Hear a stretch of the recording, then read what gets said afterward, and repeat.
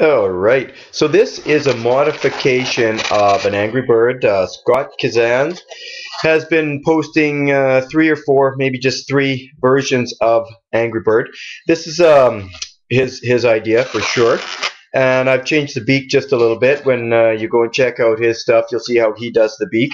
I'm actually going to make this, but I'm going to do a different beak. Okay, now mine uses one red, a white round, a 350 blush, and a scrap of yellow for the beak, and I'm using a joined balloon right here just because it's scrap.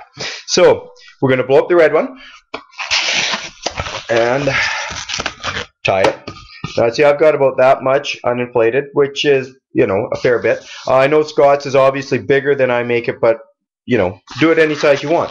Okay, so we're doing a twist here, about 4, maybe 5 fingers there. Okay, then we're going to match it up again, and I'm making a square. So there, I've got 3, and I'm just going to back up a bit there. There's a 4th one. Okay, so I'm going to twist those around. Then we're going to go over the top. So we're going to make another twist, the exact, or pretty close to the same size. And there, once again, there, we've got all those. We get to twist that right there, over top. I'm going to wrap that around a few times. Hopefully that will hold. I will pull it apart. Then I have this right here. We will, there, tie it up. And I'm going to start with one of these. It really doesn't matter right now. So I'm going to go to 1-inch bubble, just whatever size. That's just, all we need that is to tie it into here, the back. Then we will, from this size, if all of these are the same, we want this to be marginally bigger. So if these are, you know, 4 or 5, we'll want this to be about 6, okay? So you see that, well, let's make that just a bit bigger. Hopefully you can see that that's just a little bigger. We go over the top, oh, sorry, not a camera, and then this one goes there. Now I'm going to call this here, this will be the front of the bird. Okay, now I use that tie right there, and I've blown up my 350. Actually, I used this 350 was under here too, so that's just why I already have this inflated. So we're going to tie right here, and this.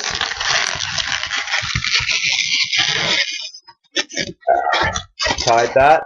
Now this part goes over or under. This is the belly. So I'm going to slightly soften it.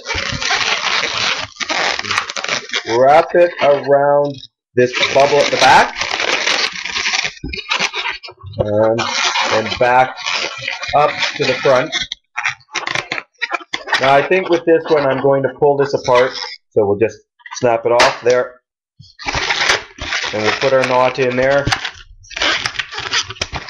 And tie it. I'm going to stand up for this part. Tie it around.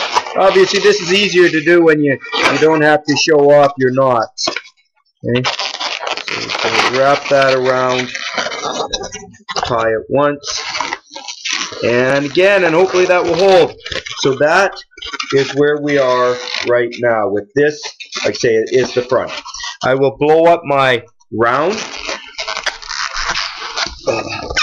About 4 fingers, tie it, twist it into 2, and then I'm going to tie it together with the end here. Good. Okay, so our front, once again, is right here. We will put the eyes. Sorry. Putting the eyes in there. Now we're going to take our yellow there, and we don't need most of this, okay? But that's how much I inflated it. Okay, now let's tie the beak on. My camera just went dead there, so hopefully I'm still recording. Now we'll do a bubble, pinch twist, and then another bubble. Right there, pinch twist. And then I'm going to do about a, is that a 5-finger bubble? And then we'll do a 2-finger right there. Bring that all the way back to the double pinch twist.